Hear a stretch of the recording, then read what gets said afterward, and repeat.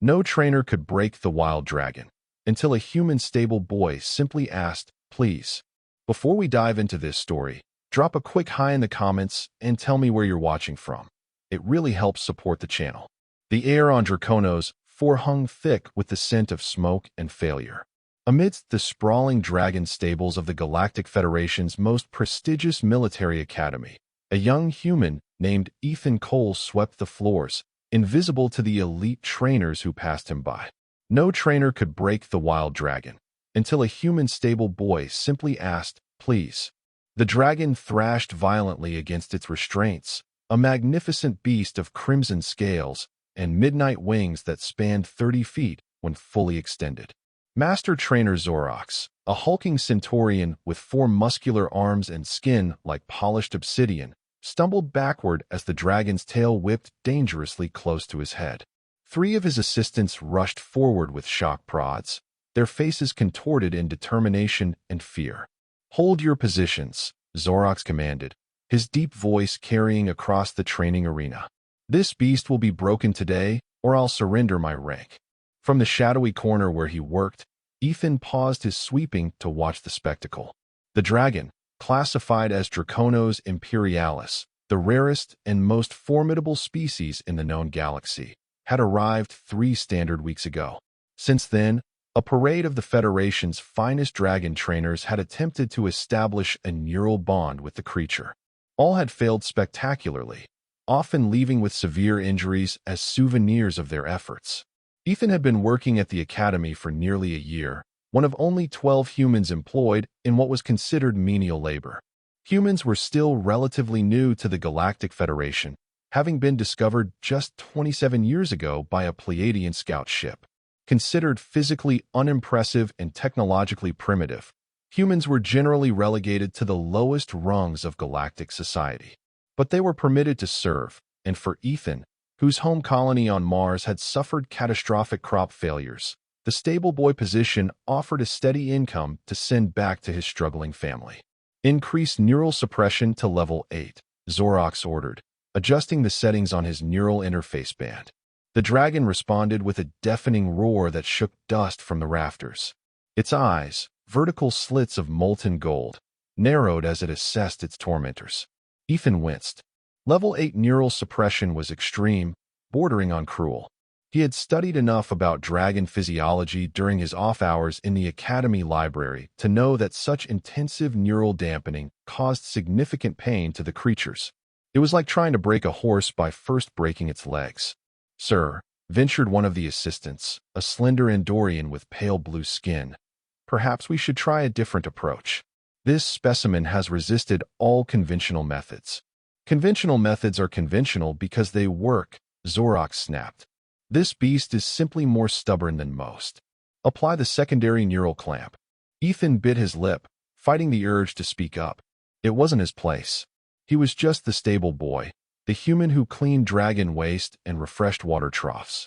The Academy's rigid hierarchy was clear. Stable hands did not question master trainers, especially not human stable hands. Yet something about this dragon captivated him. Unlike the others in the stable, this one watched him when he performed his daily chores in its pen, not with the typical predatory assessment of prey, but with a keen intelligence that suggested curiosity. Twice now, Ethan had caught the dragon observing him reading during his lunch breaks. Once, when he'd read aloud from his worn copy of ancient Earth poetry, the dragon had tilted its massive head as if listening intently. The neural clamp locked into place at the base of the dragon's skull, eliciting another roar, this one tinged with unmistakable pain. Ethan's hands tightened around his broom handle until his knuckles whitened. "Sir, its vital signs are approaching dangerous levels," called another assistant, monitoring a holographic display of the dragon's biometrics. "Push through," Zorox commanded. "The beast's resistance will break momentarily." But instead of breaking, the dragon gathered its strength and lunged forward with such force that one of its restraining bolts tore free from the reinforced floor. Assistants scattered, their coordinated approach dissolving into chaos. Zorox stood his ground, activating his personal shield just as the dragon spewed a jet of white-hot flame in his direction. The flames dissipated against the energy barrier, but the force pushed Zorox backward several feet. His expression darkened with rage as he reached for his neural disruptor, a weapon capable of rendering even the largest dragon unconscious. "Enough," he bellowed. "This beast will learn obedience, or it will be deemed unsuitable for service and dispatched accordingly." The word dispatched sent a chill through Ethan's body. Unsuitable dragons weren't retired, they were euthanized. The Federation considered them too dangerous and resource-intensive to maintain if they couldn't serve in the military. Before he could think better of it, Ethan stepped forward from the shadows. "Master Zorox, may I speak?" All eyes in the arena turned toward him. Most held confusion, not recognizing the human stable hand who normally blended into the background. Zorox's gaze, however, registered first surprise, then irritation. "Return to your duties, human. This is no concern of yours." Ethan swallowed hard, but took another step forward. "I've observed this dragon for 3 weeks, sir. I believe there might be another approach."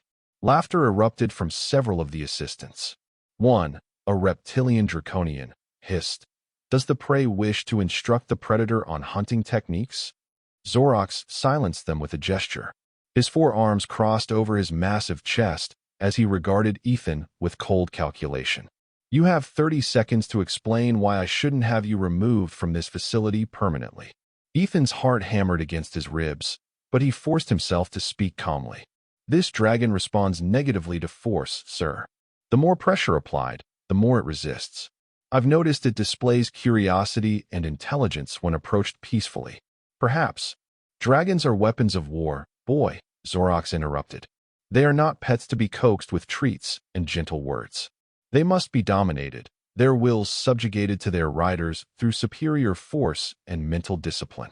With respect, sir, that approach has failed 17 times with this particular dragon," Ethan countered, surprising himself with his boldness. "What's the definition of insanity? Doing the same thing repeatedly but expecting different results." A dangerous silence fell over the arena. The dragon had grown still, its golden eyes fixed on Ethan with unnerving intensity. 20 seconds, Zorox said coldly. Ethan took a deep breath. "Let me try a different approach. If I fail, you've lost nothing. If I succeed, the Academy gains a valuable asset that would otherwise be destroyed."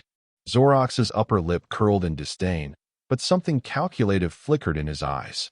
"And what qualifies a human stable boy to attempt what the Federation's elite dragon trainers cannot accomplish?"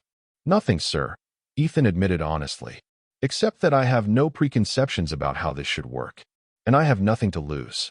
For several tense moments, Zorox seemed to weigh the options. Finally, he gestured to his assistants. "Clear the floor. Give the human 5 minutes with the beast. It will be an instructive demonstration, if nothing else." The assistants exchanged glances that ranged from amusement to concern before following orders. Zorox stepped back to the safety zone, but kept his neural disruptor ready. "Remove the neural suppressors," Ethan requested, his voice steadier than he felt. "Absolutely not," Zorox replied sharply. "The creature would kill you instantly." "It can still kill me with them on," Ethan pointed out. "But without them, at least it can think clearly enough to choose not to." After another tense standoff, Zorox grudgingly signaled for the neural suppressors to be deactivated. The dragon's posture immediately changed, its body relaxing slightly as the pain subsided. Its eyes remained locked on Ethan, who now stood alone before it. Ethan set his broom aside and slowly approached the dragon, hands visible and empty. The massive creature could easily incinerate him with a single breath or crush him with a casual swipe of its tail. Every instinct screamed at him to run, but he continued his steady approach. "Hello," he said softly when he was about 15 feet away. "I'm Ethan. I'm the one who cleans your pen and brings your water." The dragon's nostrils flared, taking in his scent. Its head lowered slightly, bringing those intelligent eyes level with Ethan's. Behind him, he could hear Zorox preparing his weapon. "I know you're confused and angry," Ethan continued, taking another careful step forward. "You were captured and brought to a strange place where everyone keeps trying to force their will upon you. That would make anyone lash out." Another step. The dragon's tail twitched, but remained still otherwise. "I've seen you watching me read. I think you understand more than they realize." I think you're not just intelligent. You're sentient in ways they haven't bothered to recognize. Now Ethan stood just beyond striking distance, close enough to feel the heat radiating from the dragon's scales. He could see his own reflection in its enormous golden eyes. I'm not going to try to break you or force you to obey, he promised. But I would like to work with you, if you're willing. We could show them that there's another way, a better way than subjugation. The dragon blinked slowly, the first sign that it was doing more than simply assessing a potential threat. Ethan extended his hand, palm up, and took one final step forward. Would you please consider trusting me? Just enough to see if we might understand each other. The entire arena had gone utterly silent. Even the assistants' whispered commentary had ceased as they watched the humans' seemingly suicidal approach. Zorox's finger hovered over the trigger of his neural disruptor, ready to fire at the first sign of aggression. For what seemed like an eternity, nothing happened. The dragon remained motionless, its gaze never leaving Ethan's face. Then, with a grace that belied its enormous size, it lowered its head and gently pressed its snout against Ethan's outstretched palm. A collective gasp echoed through the arena. Ethan felt a strange warmth spread from his hand up his arm, not the burning heat of dragon fire, but something else entirely. A connection forming between his mind and the dragon's. Hello, small one. The words didn't come as sound, but as concepts and impressions in his mind, clear and unmistakable. You are the first to ask rather than demand. The first to see me as something other than a beast to be conquered. Ethan's eyes widened in astonishment. You can communicate telepathically? When permitted to do so. Your kind calls me dragon. My kind calls me Veridon. I have a name, a history, and a culture that your Federation has chosen to ignore. Impossible. Zorox's voice cut through Ethan's amazement. What trickery is this?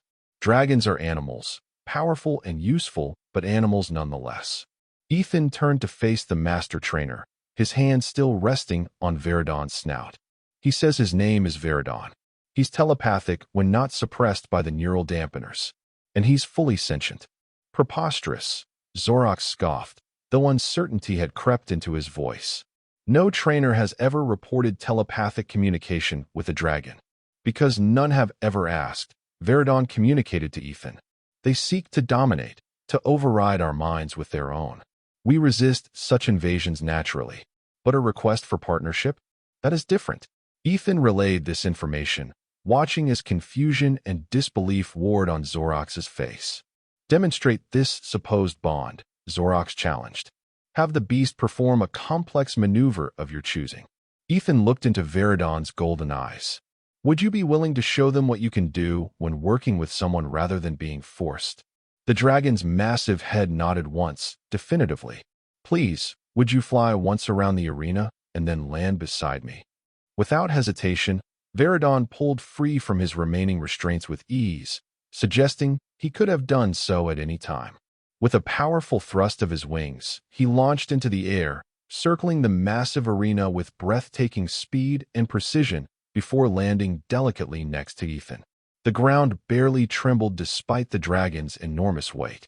The assistants backed away in alarm, but Zorox stood transfixed, his neural disruptor forgotten in his hand. Impossible, he whispered again, but with less conviction. Not impossible, Ethan replied. Just a different approach. He's been fighting you because you've been trying to enslave him. But he's willing to work with someone who treats him as an equal. Tell him we are not beasts of burden, Veridon communicated. We are the Drakari, an ancient race that explored the stars when his ancestors were still learning to make fire. We choose our partners. We are not chosen. As Ethan translated, the implications of this revelation spread across Zorox's face like a dawning sun. If dragons, or Drakari, as they called themselves, were a sentient species capable of sophisticated communication and cooperation, then the Federation's entire dragon training program wasn't just ineffective, it was deeply unethical. The High Command must be informed immediately, Zorox said finally, his professional training reasserting itself. This changes everything about our understanding of dragon physiology and psychology. It should, Veridon agreed through Ethan. But will it? Or will they simply seek new ways to control what they now know to be a sentient species? It was a fair question, and one Ethan couldn't answer with certainty. But as he stood beside the magnificent creature who had chosen to trust him when all others had failed to earn that trust, he made a silent promise to ensure that Veridon's trust wasn't misplaced. "Thank you," he said aloud to the dragon. Then, turning to Zorox, he added, "Sometimes the simplest approach is the one we overlook. Sometimes all it takes is asking politely." The word spread quickly through the academy. By the following morning, every instructor, trainee, and staff member knew about the human-stable boy who had succeeded where the elite had failed, not through superior strength or advanced neural techniques, but through basic courtesy. Ethan found himself suddenly visible in the hallways, drawing stares and whispers as he passed. Commandant Thrax, the Academy's severe Arcturian director, summoned Ethan to his office immediately after the morning meal. Veridon insisted on accompanying him, forcing the Academy to hastily reconfigure the hallways to accommodate a fully grown Imperial dragon. The sight of Ethan walking calmly alongside the massive creature, occasionally reaching up to touch its scaled shoulder, created a sensation throughout the facility. "This is unprecedented," Thrax declared once Ethan stood before his imposing desk. The Commandant's violet skin flushed darker with agitation as he paced. "You claim the dragons, all dragons, are a sentient species capable of telepathic communication?" "That's what Veridon has told me, sir," Ethan confirmed. "They call themselves the Drakari. They have their own language, culture, and history." Thrax's compound eyes narrowed. "And yet in 3 centuries of the Federation's dragon program, not once has this information come to light." "Because you never listened," Veridon projected, this time broadcasting his thoughts widely enough that everyone in the room could perceive them. The Commandant flinched visibly at the intrusion. "By the stars," Thrax whispered. "It's true. We have been trying to communicate for generations," Veridon continued. "Your neural suppression technology prevents clear telepathic exchange. Your training methods are designed to override our consciousness, not engage with it. You have been treating sapient beings as animals to be broken rather than allies to be courted." Thrax sank heavily into his chair. "If this is verified, and make no mistake, it will be thoroughly investigated. It represents either the greatest discovery or the greatest ethical failure in Federation history." "Perhaps both," Veridon suggested drily. "The question," Ethan interjected, "is what happens now?" Veridon is concerned, and rightfully so, that the Federation might simply develop new methods to control the Drakari now that their sentience is known. Thrax's expression hardened. "The Federation is not without ethical standards, young man. If these creatures are indeed confirmed to be sentient, they would fall under the Sentient Rights Protocol of the Galactic Charter, which would make the current Dragon program illegal," Ethan pointed out. "Yes," Thrax admitted, "which is precisely why this matter must be handled with the utmost discretion. The Dragon program forms the backbone of our defensive capabilities. We cannot simply dismantle it overnight without creating a potentially catastrophic security vacuum. Yet you cannot ethically continue it in its current form," Veridon countered. "No," Thrax agreed. "We cannot." A thoughtful silence fell over the office. Ethan could feel Veridon's mind working alongside his own, considering possibilities and implications. "What if," Ethan began slowly, "we reimagine the program entirely? Not as training, but as diplomacy? Not as masters and mounts, but as partners and allies?" Thrax steepled his long fingers. "Elaborate." "The Federation needs the Drakari's strength and capabilities. The Drakari, I assume, benefit from certain aspects of the arrangement as well: shelter, protection, medical care, regular feeding." "Some benefits, yes," Veridon acknowledged, "though freedom would be preferable." "What if we negotiated a formal alliance?" Ethan suggested. "One that recognizes the Drakari as equals, allows them to choose whether they wish to participate, and compensates them fairly for their service?" Thrax's expression remained impassive, but something calculating flickered in his compound eyes. "You propose transforming a military asset program into an interspecies diplomatic initiative. Bold, certainly. Perhaps even admirable. But extraordinarily complex. More complex than containing the scandal that would erupt if word got out that the Federation has been enslaving a sentient species for 3 centuries. Ethan asked quietly, The commandant winced. Point taken. However, such a fundamental restructuring would require approval from the highest levels of Federation government. Then seek it, Veridon said simply. Or watch as we withdraw our cooperation entirely. Now that one of us has established clear communication, we can share the method with others of our kind. Your neural suppressors will no longer be sufficient once we organize collective resistance. It wasn't quite a threat, but the implication was clear. The Federation could adapt to this new reality voluntarily or be forced to do so. I will convene an emergency session of the Academy Council, Thrax decided. Young Cole, you and Veridon will need to be present to demonstrate this connection and communication. In the meantime, I'm reassigning you from stable duty to special diplomatic liaison. Your access credentials will be updated accordingly. Ethan blinked in surprise. Thank you, sir. Don't thank me yet, Thrax warned. You've just placed yourself at the center of what may become the most controversial policy shift in Federation history. Not everyone will appreciate the disruption. As if to underscore the commandant's point, the office door slid open to admit Master Trainer Zorox. His obsidian face was carefully composed, but tension radiated from his powerful frame. Commandant, he greeted Thrax with a formal salute before turning his attention to Ethan and Veridon. I've reviewed the recordings from yesterday's session multiple times. I've also consulted our historical archives regarding dragon behavior. And, Thrax prompted, and I must reluctantly concur with the preliminary assessment, Zorox admitted. The behavior demonstrated by this specimen, by Veridon, cannot be explained by any conventional understanding of dragon psychology. The telepathic communication, once initiated, is unmistakable. How magnanimous of you to acknowledge our personhood, Veridon commented, the mental equivalent of a dry drawl. Zorox's jaw tightened, but he continued addressing Thrax. However, I must express serious reservations about entrusting this situation to an untrained stable hand, human or otherwise. The security implications alone are precisely why young Cole is ideally suited to the role, Thrax interrupted smoothly. He has no preconceptions, no institutional bias, no career built on the previous paradigm. He approaches the Drakari with respect rather than authority. And most importantly, he has already succeeded where all others have failed. With one dragon, Zorox countered. We have no evidence this approach would work universally. It would, Veridon projected. My kind responds to respect. We always have. Your training program has been failing at a rate of nearly 40% because those dragons were simply too strong-willed to be broken. They weren't defective, they were resistant to mental slavery. Zorox flinched at the accusation. We didn't know. You didn't ask, Veridon replied simply. Perhaps, Ethan suggested carefully, Master Zorox could be part of developing the new approach. His experience with Drakari, physiology, and capabilities would be invaluable.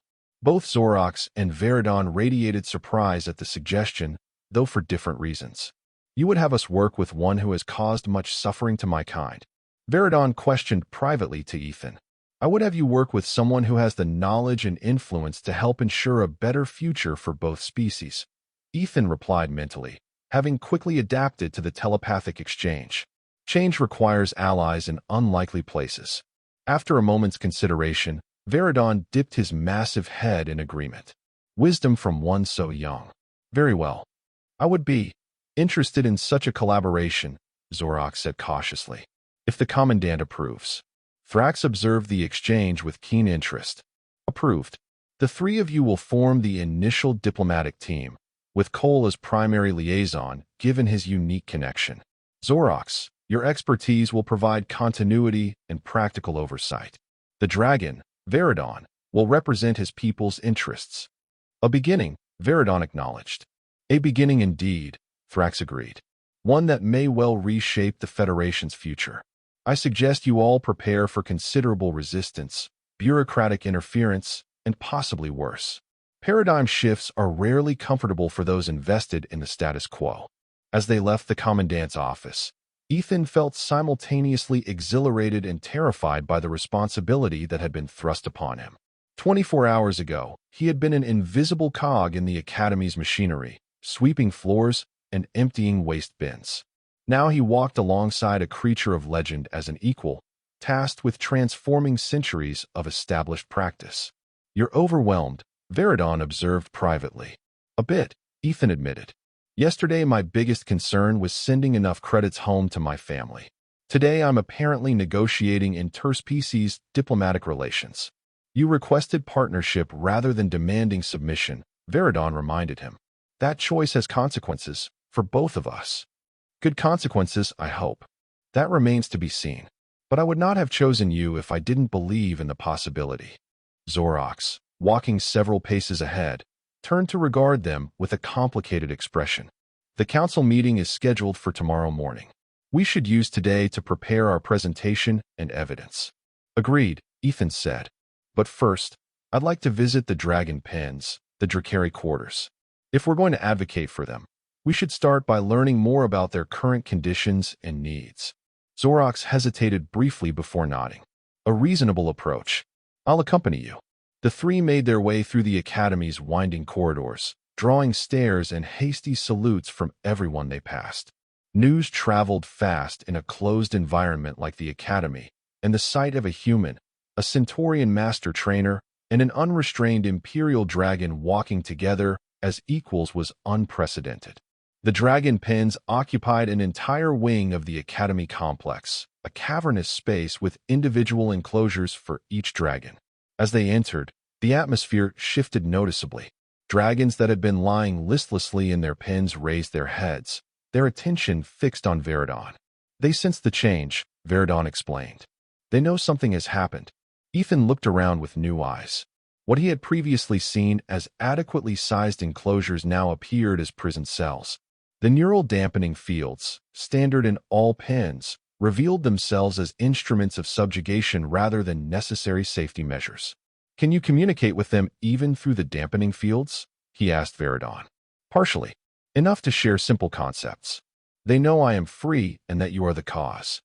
"How many dragons, Drakari, are housed at the academy?"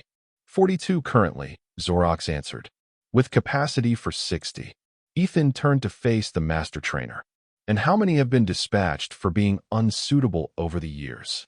Zorox's expression tightened. "That information is classified." "Thousands," Veridon projected bleakly. "Those who resisted most strongly were killed rather than understood." Ethan felt a wave of nausea.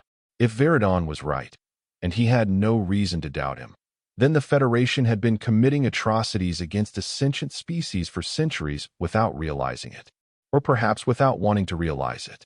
"We need to deactivate these dampening fields," Ethan said firmly. "Out of the question," Zorox replied immediately. "The safety protocols are based on the assumption that the Drakari are mindless beasts," Ethan interrupted, "which we now know is false. If we're going to advocate for them tomorrow, we need to demonstrate that they can communicate collectively, that this isn't an anomaly with Veridon alone." Zorox's four hands clenched and unclenched as he weighed the request. "The Academy regulations explicitly forbid." "Override them," came a new voice from the entrance. They turned to see Commandant Thrax approaching, his long robes sweeping the floor. "As of this moment, standard protocols regarding dragon containment are suspended pending our investigation. Deactivate the dampening fields, Zorox." The master trainer hesitated only briefly before moving to the control panel. With a series of commands, the subtle humming that had permeated the dragon pens fell silent. The effect was immediate and dramatic. Throughout the facility, dragons raised their heads and unfurled their wings. Some released triumphant roars while others simply stood still, as if in shock at the sudden clarity of their thoughts. And then, one by one, they turned their attention to Veridon, Ethan, and the Academy officials. "My brothers and sisters," Veridon broadcast, his mental voice strong enough now to reach all present. "The time of silence is ending. These humans have begun to understand what we truly are." A chorus of mental voices rose in response, overlapping in Ethan's mind like waves crashing against a shore. Disbelief, hope, anger, curiosity. The emotions varied, but the intelligence behind them was undeniable. "By the 7 moons," Zorox whispered, clearly receiving the telepathic exchange as well. "They're all sentient. Every one of them. Not just sentient, Ethan said as he processed the flood of mental impressions. They have a shared history, traditions, myths. They're a civilization. Thrax's compound eyes widened. This is far more significant than I initially realized. The council meeting tomorrow will not be sufficient. We need to convene the High Command directly. Yes, agreed a large blue-scaled Drakari from a nearby pen. Let those who ordered our capture and subjugation face us directly. They didn't know, Zorox defended, though his voice lacked conviction. Some suspected, another Drakari countered, this one with silver-white scales that shimmered in the artificial light. There have been trainers over the centuries who sensed our attempts at communication. They were often dismissed or reassigned when they reported their experiences. Zorox looked stricken. I've never heard of such reports. Because they contradicted the narrative that justified your program. Veridon explained without rancor. It is easier to exploit a beast than to enslave a person. So you convinced yourselves we were beasts, despite evidence to the contrary. The truth of this statement hung heavily in the air. Ethan watched as Zorox and Thrax processed the implications, their professional composure cracking under the weight of what they were witnessing. What do you want? Ethan asked the assembled Drakari. Beyond freedom, what would a just resolution look like from your perspective? The question sparked intense mental deliberation among the dragons. Ethan caught fragments of their discussion, arguments about historical grievances balanced against practical considerations, debates about the value of alliance versus complete separation from the Federation. Finally, the silver-scaled Drakari responded, apparently chosen as their spokesperson. We want recognition as equals under Federation law. We want reparations for those who have been harmed or killed. We want our home world, which you call Draconos Prime, returned to our control. And we want the option, not the obligation, to serve as allies rather than slaves. Those are significant demands, Thrax observed cautiously. They are just demands, the Silver Drakari countered. And they are merely the beginning of negotiations, not ultimatums. What about the existing neural bonds? Zorox asked. Many dragons, Drakari, are already linked to riders throughout Federation space. Those bonds were established through coercion, Veridon replied. They should be dissolved and, if both parties wish, re-established on terms of mutual consent and respect. Thrax's communicator chimed with an urgent alert. He checked it and frowned deeply. It appears news of yesterday's events has already reached the High Command. They're demanding an immediate explanation and have dispatched an envoy who will arrive within hours. So soon?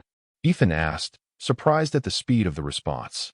The Dragon program is considered essential to Federation security, Thrax explained grimly. Any disruption would naturally trigger immediate attention. I had hoped for more time to prepare our case. Then we will prepare quickly, Veridon decided. The time for hiding our true nature is past. Let them come and face what they have denied for so long. The High Command's envoy arrived with the subtlety of a meteor strike.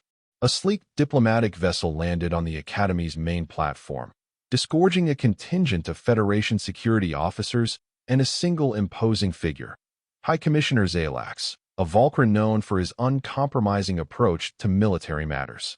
Standing 7 feet tall with gray skin like polished granite and eyes that glowed with an internal yellow light, Zalax strode into the Academy's conference chamber with the confidence of someone unaccustomed to opposition. His gaze swept dismissively over Ethan before fixing on Commandant Thrax. Explain this disruption to my satisfaction within the next 5 minutes, he demanded without preamble, or I shall have this entire facility placed under military lockdown. Thrax straightened to his full height. High Commissioner, we have made a discovery of profound significance regarding the nature of the species we have classified as Draconos Imperialis. So I've been told, Zalax interrupted impatiently. Some nonsense about telepathic communication and sentience claims. I reviewed the preliminary report during my journey here. It reads like the fanciful delusions of an over-imaginative cadet or the manipulative fiction of someone with an agenda. His glowing eyes shifted to Ethan. And I'm told a human stable boy is somehow central to this disruption? Ethan met the commissioner's gaze steadily. My name is Ethan Cole, sir. And what we've discovered isn't a delusion or a manipulation. It's a truth that changes everything we thought we knew about dragons. Zalax's expression hardened. I didn't address you, human.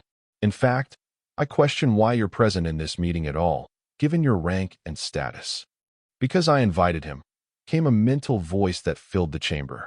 Veridon entered through doors hastily widened to accommodate his massive form.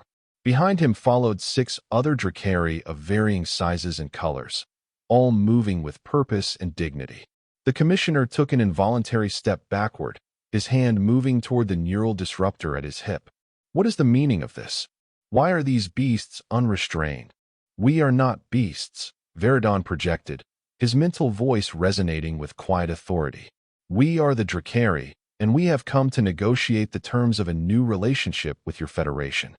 Zalax's face contorted in shock as the telepathic communication registered. He looked to Thrax and Zorox. What trickery is this?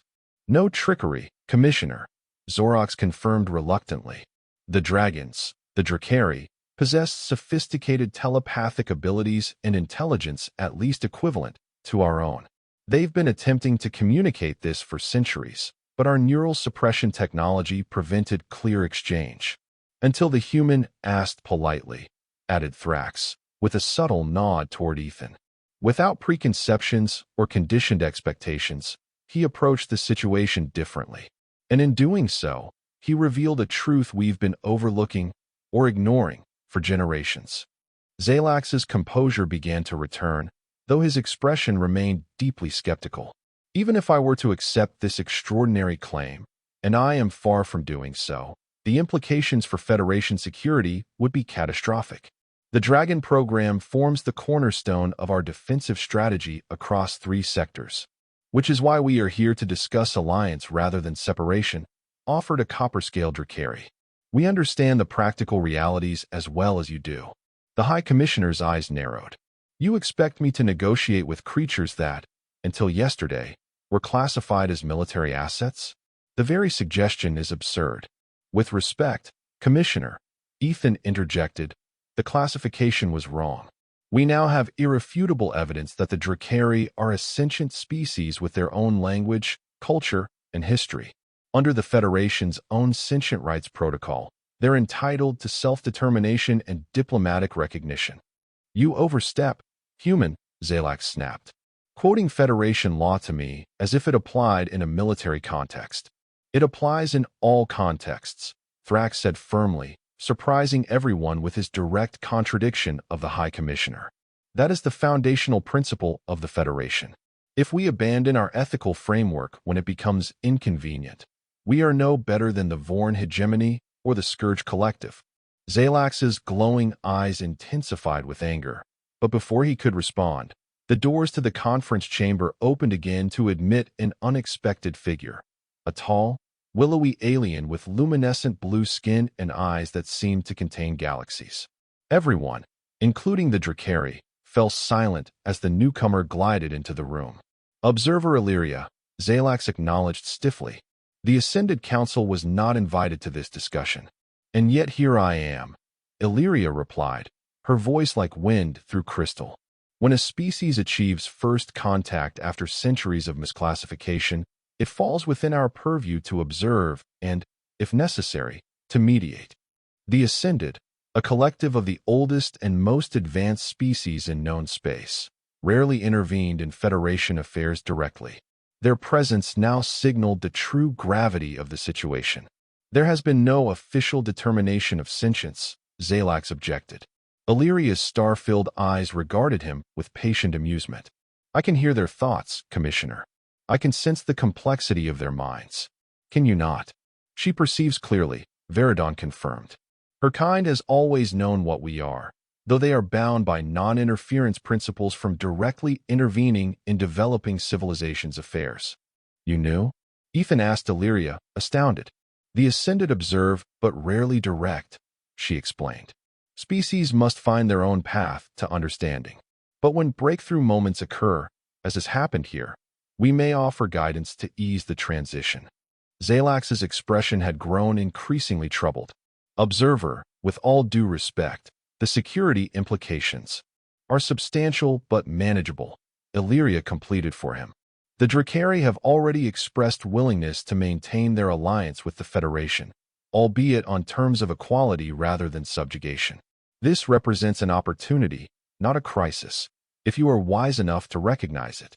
A tense silence fell over the chamber as Zalax visibly struggled with the rapid erosion of his authority and assumptions. Finally, he straightened his already rigid posture. "I will need to consult with the full High Command," he said stiffly. "This situation is without precedent."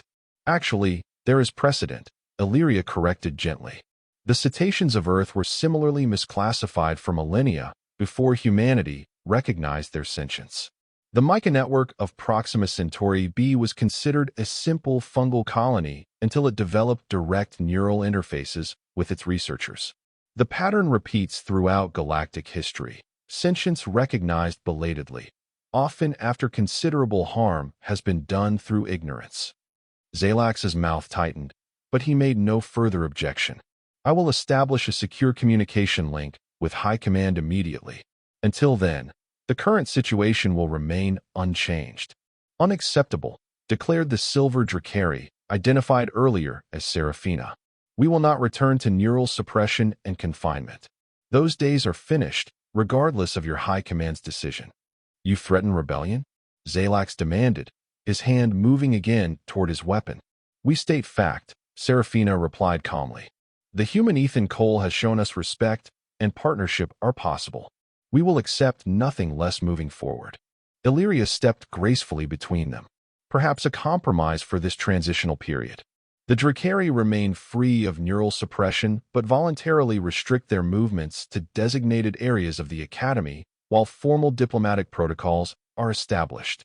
The Federation acknowledges their provisional status as a sentient species pending final verification, which I can provide immediately if requested."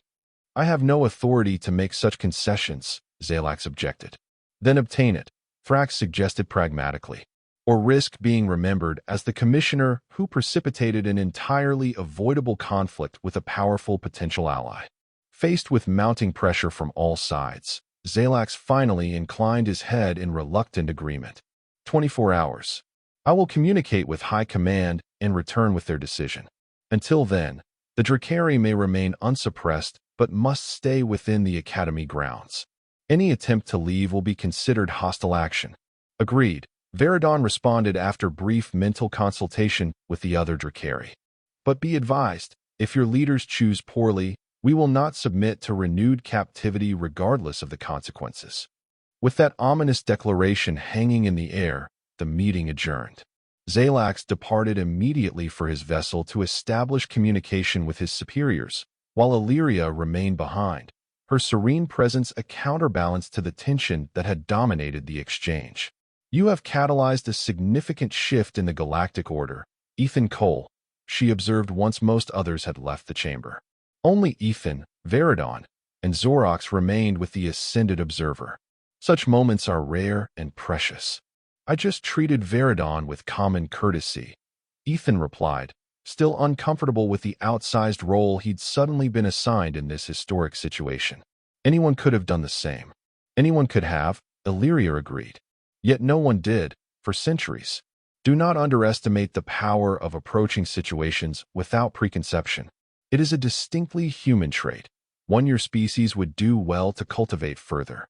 Zorox, who had been uncharacteristically quiet throughout most of the confrontation with Zalax, finally spoke. "I've dedicated my life to the dragon program. I've trained hundreds of riders and dragons, Dracari. If what we now know is true, then my entire career has been built on." He trailed off, unable to complete the painful thought. "On a foundation of misunderstanding," Veridon supplied, his mental tone surprisingly gentle.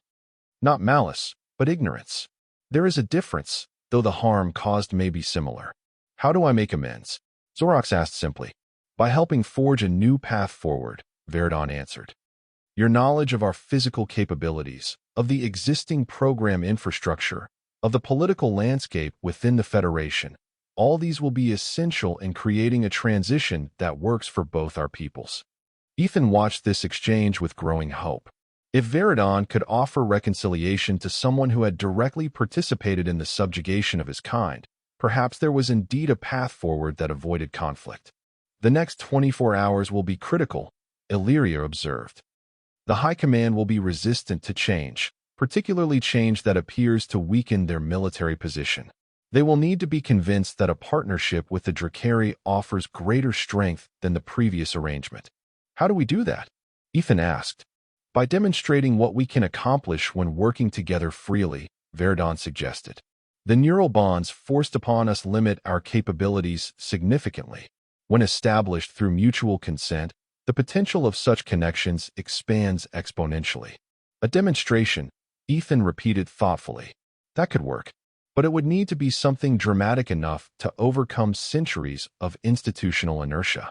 And the demonstration must occur quickly, Zorax added, before the High Command formulates a response based on outdated assumptions. A thoughtful silence fell over the group as they considered possibilities. It was Illyria who finally spoke, her star-filled eyes gleaming with something that might have been amusement.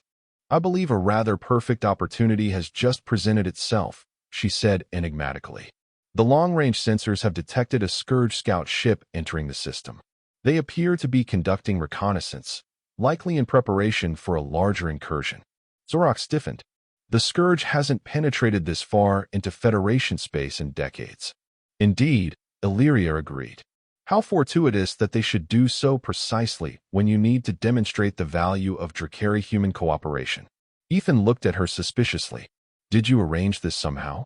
The Ascended observer's expression remained perfectly serene. The Ascended do not interfere directly in such matters. We merely observe patterns and possibilities. Which wasn't quite a denial, Ethan noted. Regardless of how the opportunity arose, Verdon interjected, it presents an ideal chance to demonstrate our potential as true allies rather than controlled assets. The Academy's defense protocols would typically deploy a squadron of bonded riders and dragons, Drakari, Zorax explained. But under the current circumstances, Ethan completed, we have the chance to show what a voluntary partnership can accomplish. Verdon, would you be willing to face the Scourge Scout ship with me? I would, Verdon agreed immediately. But there is something you should know. The neural bonds your trainers force upon us are crude approximations of what a true Drakari bond can achieve. With your consent, I could establish a deeper connection, one that would allow genuine partnership rather than dominance. What would that involve? Ethan asked. Trust, Verdon answered simply. I would open my mind fully to you, and you would do the same for me. Neither controlling the other, but both functioning as aspects of a unified whole. Zorax looked alarmed. Such a deep neural connection without proper training or preparation could be dangerous for a human mind. The mental architecture of our species differs significantly. Is that true? Ethan asked Verdon directly. There is risk, Verdon acknowledged. But less than you might imagine. Your mind has already demonstrated unusual compatibility with our telepathic frequencies. The fact that you could receive my thoughts so clearly from our first contact suggests a natural affinity. Ethan considered this briefly before nodding. I'll do it. If we're going to advocate for a new approach, we should be willing to demonstrate its full potential. This is highly irregular, Zorax protested, though with less conviction than before. Standard protocols require weeks of preparation for even conventional neural bonding. We're well beyond standard protocols at this point, Ethan pointed out. How much time do we have before the Scourge ship comes within striking range of the Academy? Approximately 40 minutes, Illyria supplied. They are proceeding cautiously, as is typical for their reconnaissance patterns. Then we have 40 minutes to prepare, Ethan decided. Zorax, we'll need flight gear adapted for human physiology. And someone should alert Commandant Thrax about the incoming threat. I will see to the equipment, Zorax agreed reluctantly. But I maintain my objection to the rushed nature of this bonding. After the master trainer departed, Illyria regarded Ethan with her unfathomable gaze. You understand that what you're attempting has implications beyond this immediate crisis? The bond you form with Verdon will serve as a template for future Drakari human partnerships throughout the Federation. No pressure, Ethan murmured, attempting humor to mask his nervousness. We will succeed, Verdon assured him. I have chosen well in you, Ethan Cole. I hope so, Ethan replied. Because apparently we're about to face a Scourge warship with nothing but good intentions and a hastily formed telepathic bond. And perhaps, Illyria added with the faintest suggestion of a smile, a little assistance from an interested observer. 30 minutes later, Ethan found himself on the Academy's main launch platform, dressed in modified flight gear that Zorox had somehow procured on short notice. The suit's neural interfaces had been disconnected, rendered unnecessary by the direct mental bond he and Veridon would establish. A small crowd had gathered to witness their departure. Academy staff, trainers, and a contingent of Drakari who had emerged from their pens to observe this unprecedented event. Commandant Thrax stood at the forefront, his compound eyes reflecting concern and cautious hope.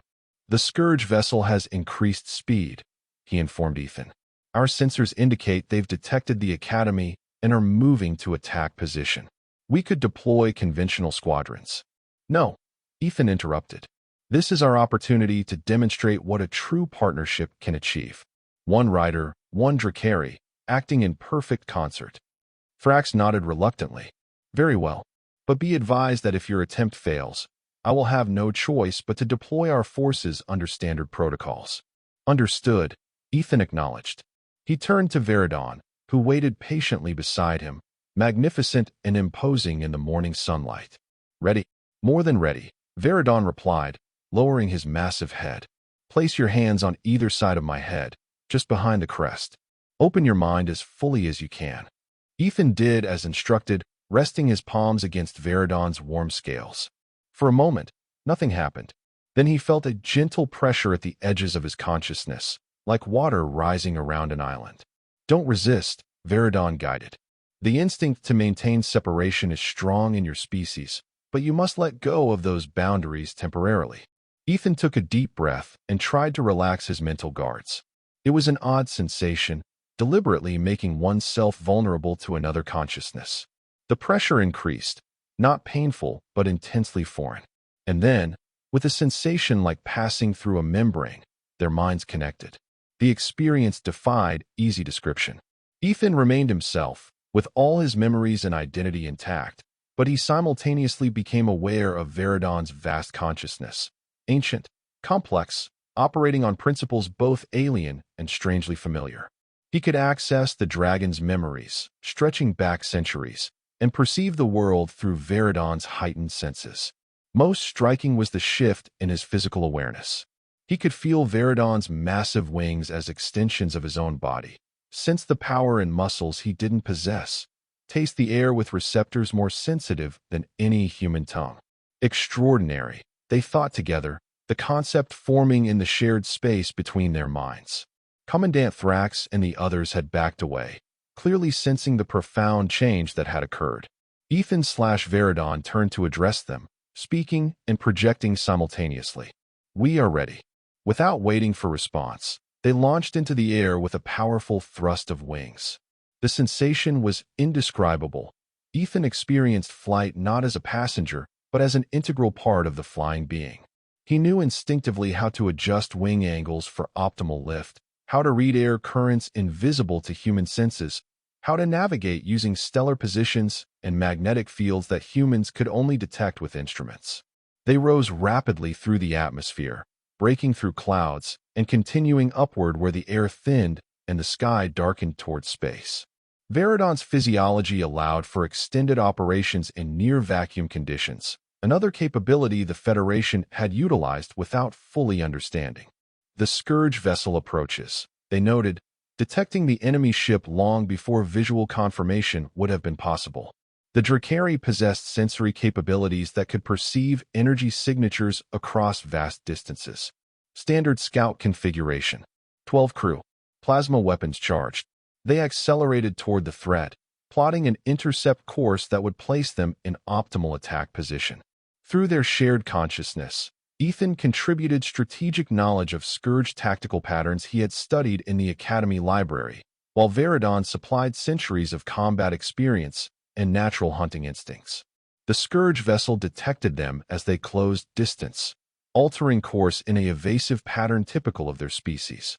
But the shared mind of human and Drakari anticipated the maneuver, adjusting their trajectory with precision impossible for either species alone. They're preparing to fire, they observed as the enemy ship's weapon systems locked onto their position. Shall we demonstrate what we can do? The question wasn't directed outward, but was instead part of their internal dialogue. Ethan's caution balanced against Veridon's confidence. They reached consensus instantly and executed a series of aerial maneuvers so complex that no neural interface system could have programmed them. The Scourge weapons fired, plasma bolts streaking through space where they had been moments before. They spiraled and dove, approaching the vessel from its blind spot, moving so rapidly that the automated tracking systems couldn't compensate. As they closed on the enemy ship, another aspect of Drakari physiology activated, one the Federation had never fully understood. Veridon's scales began to glow with accumulated energy, channeling the ambient radiation of space into concentrated form. When they released it, the blast wasn't the typical flame breath depicted in human myths, but something far more sophisticated, a precisely targeted energy pulse that disabled the Scourge vessel's propulsion system without destroying the ship entirely. The crippled vessel began drifting, its emergency systems activating too late to prevent its capture. From below, they sensed Academy defense vessels launching to secure the disabled enemy ship, a valuable intelligence prize containing Scourge crew for interrogation and technology for analysis. A successful demonstration, they thought with satisfaction, banking into a wide turn to return to the Academy. More effective than traditional force-bond approaches. Indeed, came an unexpected mental voice, Illyria, observing from a distance. Most impressive. The High Command will find this evidence difficult to dismiss. As they descended back toward the Academy, they could see a larger crowd had gathered on the landing platform. News of their mission had spread quickly. Among the assembled figures, Ethan/Veridon identified High Commissioner Zalax, who had apparently returned from his vessel in time to witness their triumph. They landed with deliberate grace, folding massive wings and standing tall before the stunned audience. For a moment, no one spoke. Then Zalax stepped forward, his expression unreadable. "I witnessed the engagement from my ship's observation deck," he said stiffly. "Your performance was unprecedented in its efficiency and precision." "Thank you, Commissioner," they replied in unison, still maintaining their joined consciousness. "I've just concluded my consultation with High Command," Zalax continued. They were prepared to order the resumption of standard containment protocols pending further investigation. His glowing eyes narrowed slightly. "However, in light of this demonstration and Observer Illyria's formal confirmation of Drakari's sentience, they have authorized me to open provisional diplomatic relations instead." A ripple of reaction spread through the crowd. Relief from Thrax and the Academy staff, triumph from the gathered Drakari, astonishment from the trainers and cadets who were witnessing history unfold. "This is merely the beginning of a complex transition," Zalax cautioned. "There will be resistance, bureaucratic obstacles, and significant logistical challenges in reforming a program that has existed for centuries." "We anticipate no less," they responded. "But the foundation has been established.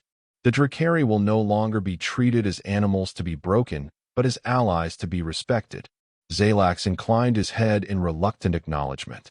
"The official diplomatic delegation will arrive within days to begin formal negotiations. Until then, I am authorized to implement interim protocols recognizing Drakari autonomy within Federation facilities." It was a significant concession, more than Ethan had dared hope for so quickly. He felt Veridon's satisfaction mingling with his own in their shared consciousness. "There is one additional matter," Zalax added, his gaze focusing more intently on them. "High Command has expressed particular interest in the nature of the bond you have demonstrated.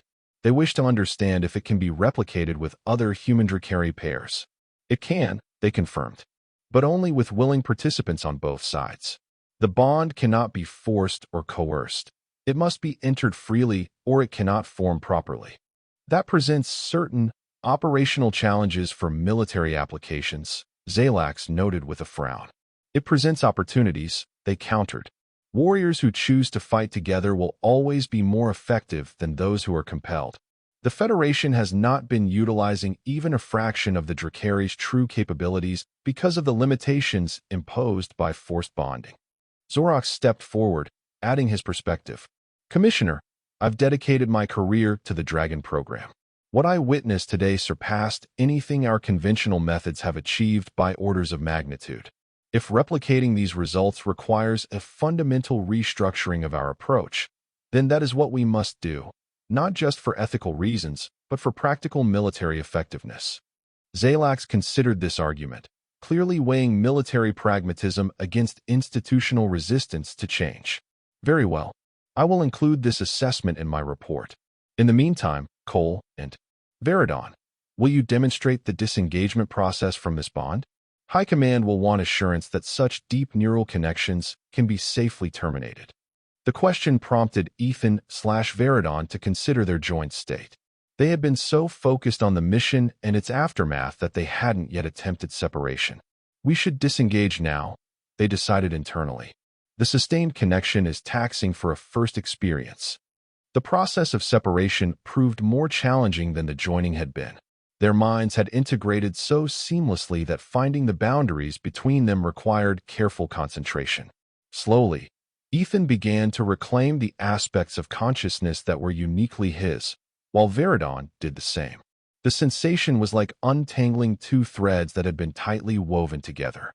Finally, with a mental shift that felt like stepping through that same membrane, but in reverse, they separated.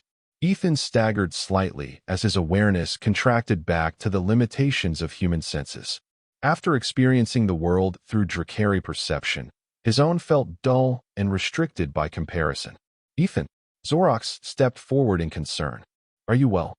I'm fine, Ethan assured him, though his voice sounded strange to his own ears, so limited compared to the combined vocal and telepathic communication he had just experienced. It's just disorienting to return to a single perspective. The disorientation is temporary, Veridon explained, now communicating as a separate entity again. With practice, transitions become smoother. Zalax watched this exchange with keen interest. The bond appears to disengage cleanly, though with some adjustment required. Noted. He turned to address the broader audience.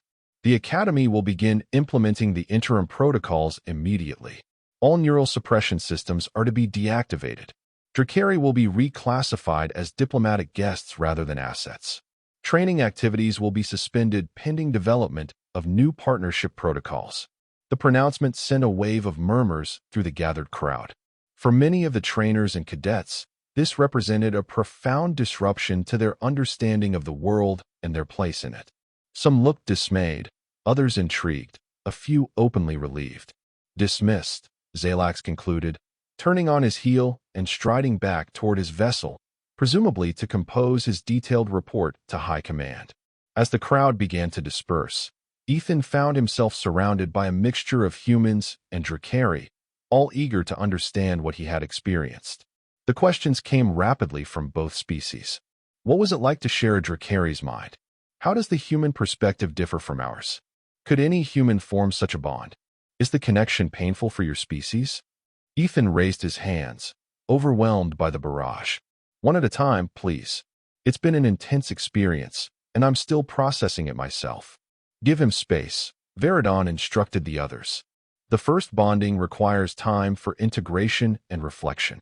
The group reluctantly backed away, though their curious gazes remained fixed on Ethan. He realized with a sudden clarity that he had become something new in the eyes of both species, a bridge between worlds, a translator of perspectives, a living demonstration that cooperation could replace coercion. What happens now? He asked Veridon quietly when they had a moment of relative privacy. Now the real work begins, Veridon replied. What we've accomplished today is merely the first step on a long journey. Changing laws is simpler than changing hearts and minds. Ethan nodded, understanding the wisdom in those words. The Federation's formal recognition of Drakari sentience and rights was essential but insufficient. True transformation would require shifts in deeply ingrained attitudes and assumptions on both sides. I'm ready, he said with quiet determination. Whatever comes next, we'll face it together. Yes, Veridon agreed, a note of something like affection coloring his mental voice. Together, as equals who choose partnership rather than masters who demand submission. Ethan smiled, recalling how this extraordinary journey had begun, with a simple act of courtesy that had opened doors previously thought sealed. Who would have thought that please could change the course of galactic history? Those with wisdom have always known that true strength lies in respect rather than domination, Veridon observed. Your species is younger than mine, but in this, at least, you have demonstrated remarkable insight. As the sun began to set over the academy, casting long shadows across the landing platform, Ethan stood beside his Drakari partner and gazed toward the horizon. Whatever challenges awaited them in the coming days and weeks, they had already accomplished something profound. They had shown that a different way was possible, that mutual respect could achieve what force could not. No trainer could break the wild dragon, until a human stable boy simply asked, please. That simple truth had reshaped the relationship between two species and would soon transform the Federation itself. And it had all begun with a broom, a stable, and the courage to see beyond established assumptions to the possibility that lay beyond. Over the following months, the provisional agreement blossomed into a formal alliance between the Federation and the newly recognized Drakari Collective. The diplomatic process wasn't without challenges. Centuries of institutional momentum created significant resistance to change, and many within the Federation military hierarchy fought to maintain some version of the old system. But the evidence was irrefutable. As more human Drakari partnerships formed on the basis of mutual respect and voluntary bonding, they consistently demonstrated capabilities far beyond what the forced neural connections had ever achieved. Military effectiveness actually increased under the new paradigm, undermining the primary argument of those opposed to change. Ethan found himself thrust into a role he had never anticipated, special diplomatic liaison between humans and Drakari, tasked with helping both species navigate the complex transition. His unique experience as the first human to form a consensual bond with a Drakari made him invaluable to the process, though he often felt overwhelmed by the responsibility. You're doing remarkably well, Illyria assured him during one of her periodic visits to the academy, which had been transformed into the headquarters for the transition effort. Few individuals of any species could have managed such a pivotal role with your adaptability. I still feel like I'm making it up as I go along, Ethan admitted as they walked through what had once been the dragon pens, now redesigned as comfortable Drakari accommodations. Every day brings new challenges I'm not prepared for. That is the nature of pioneering, Illyria replied serenely. There is no map because you are drawing it as you go. Their conversation was interrupted by the arrival of Veridon, who had been meeting with a delegation of Drakari elders newly arrived from Draconos Prime. The massive dragon landed gracefully in the open courtyard, acknowledging Illyria with a respectful mental nod before addressing Ethan. The Council of Elders has reached consensus on the reparations proposal, he informed them. They will accept the Federation's offer of territorial sovereignty over the Draconos system in exchange for a formal military alliance. That's excellent news, Ethan replied, relief evident in his voice. The negotiation of reparations had been one of the most delicate aspects of the diplomatic process, balancing acknowledgement of past wrongs against practical political realities. What about the educational exchange program? Also approved. The first cohort of human students will be welcomed to Draconos Prime within the standard year to study Drakari history and culture. In exchange, Drakari scholars will join Federation academies to share our knowledge of astrophysics and dimensional theory. Illyria observed this exchange with quiet satisfaction. You see the pattern forming? Where there was exploitation, now there is exchange. Where there was coercion, now there is collaboration. The galaxy rebalances itself, one relationship at a time. Ethan nodded, recognizing the profound truth in her words. What had begun as a simple act of courtesy, asking please when others had only demanded, had catalyzed a transformation that continued to ripple outward in ever-widening circles. Zorox approached from across the courtyard, looking significantly different from the imposing figure who had first confronted Ethan in the training arena. The Centaurian still carried himself with military precision, but the rigid authoritarianism had given way to something more thoughtful and measured. The first class of partnership candidates has completed their preliminary training, he reported. 23 humans and 23 Drakari, all volunteers, all demonstrating high compatibility potential. Any issues with the new curriculum? Ethan asked, having helped design the training program that replaced the old forced bonding techniques. Some adjustments needed for the telepathic sensitivity exercises, Zorrox acknowledged. The human nervous system requires a more gradual approach than we initially implemented. But overall, the results are promising. Several pairs have already established preliminary connections. Better than promising, Veridon corrected. The elders who observed the training sessions were impressed by the adaptability of the human candidates. They believe this generation of partnerships will achieve even greater synthesis than ours, Ethan. Greater than what we experienced. Ethan asked, surprised. The bond he had formed with Veridon during their confrontation with the Scourge vessel had been so profound that he couldn't imagine a deeper connection. We forged our bond in crisis, without preparation or understanding, Veridon explained. These new pairs are approaching the process with knowledge, training, and mutual intention. The potential is extraordinary. Zorrox nodded in agreement. We've already observed capabilities emerging that weren't documented in any of the historical records of the Dragon program. It appears that the neural suppression we routinely employed wasn't just ethically problematic. It was actually limiting access to the Drakari's most advanced abilities. Such as, Illyria prompted, though her expression suggested she already knew the answer. Temporal perception, Zorrox replied with barely contained excitement. The ability to sense probabilistic futures and react to events fractions of a second before they occur. Enhanced telepathic range that extends across planetary distances rather than merely within visual range.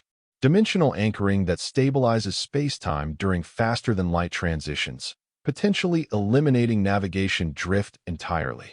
Game-changing capabilities for the Federation's defense and exploration programs, Ethan noted. No wonder High Command finally embraced the new paradigm. The practical advantages are too significant to ignore. Pragmatism often succeeds where ethical arguments fail, Veridon observed without bitterness. The important thing is that the outcome benefits both our peoples, regardless of the motivation. A comfortable silence fell between them as they contemplated how far they had come in relatively little time.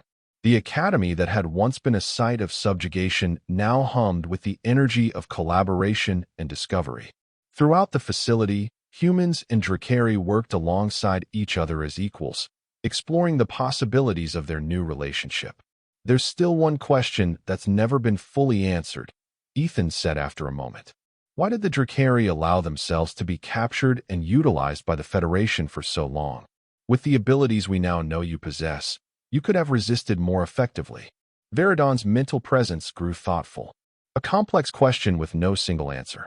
Partly, it was a difference in philosophy. Our culture values patience and long-term thinking. We recognized that direct confrontation with the technologically advanced Federation would result in destruction for both sides. But there was another factor, he continued. An ancient prophecy among our people spoke of a time when the Drakari would form true partnerships with another species, creating connections that would ultimately be necessary to face a greater threat. Many of our elders believed that enduring temporary subjugation was a necessary step toward finding the right partners. A greater threat? Ethan asked, suddenly alert. What greater threat?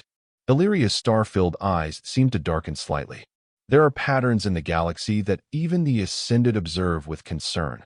Cycles of expansion and contraction, of civilization and entropy, that play out across timescales beyond most species' comprehension. Our most ancient legends speak of a time when stars went dark not through natural stellar evolution, but because something consumed them, Veridon added. The void hunger, our ancestors called it. A force that devours not just matter and energy, but consciousness itself. Zorrox looked deeply unsettled. Are you suggesting there's some kind of cosmic predator that threatens galactic civilization? Not immediately, Illyria assured him. The cycles I spoke of operate across millions of years. But preparation for such existential challenges requires evolutionary adaptations that develop over thousands of generations. The partnership between humans and Drakari may represent one such adaptation. Two species with complementary strengths creating something greater than either could achieve alone. Ethan looked at Veridon, understanding dawning in his eyes. So all of this, your patience during captivity, the prophecy, our partnership, it's all been leading towards something greater. A foundation for the future, Veridon confirmed. Not for us, but for those who will come after us. The bond we share is only the beginning. 5 years later, on the newly established joint Human-Dracari Academy on Draconos Prime, Ethan stood beside Veridon watching the graduation ceremony of the 100th bonded pair. The program had expanded beyond military applications to include scientific research, medical treatment, space exploration, and cultural exchange. Did you ever imagine we'd come this far? Ethan asked his partner as they observed the celebration. I hoped, Veridon replied. But hope without action remains merely a dream. It was your simple act of courtesy, asking rather than demanding, that transformed possibility into reality. High Commissioner Zalax, now a staunch advocate for the partnership program, approached them with Illyria and Zorox. The Federation Council has unanimously approved the Dracari Sovereignty Act, he announced. All systems containing Dracari populations are now recognized as independent territories within the Federation alliance structure. Complete recognition at last, Ethan said with satisfaction. And the final piece of our journey together, Veridon added. What began with a request for trust has culminated in true partnership between our peoples. As the sun set over the mountains of Draconos Prime, painting the sky in hues of crimson and gold, Ethan reflected on how a simple word, please, had changed not only his life but the course of galactic history. The wild dragon that no trainer could break had found not a master but a friend, not a commander but a partner. In the years that followed, the Human-Dracari Alliance would indeed face challenges both expected and unforeseen, but they would face them together, not as separate species, but as united peoples who had discovered that respect accomplishes what force never could, that partnership achieves what domination never will, and that sometimes the most revolutionary act is simply to ask politely. And that was the end of the story. If you listened all the way to here, don't forget to leave feedback about what you thought of the story in the comments, whether positive or negative. Your feedback helps us improve. Also leave your like and subscribe to the channel for more stories like this one. And I'll leave here on the screen another video that I'm sure you'll like. Big hug, and see you in the next story.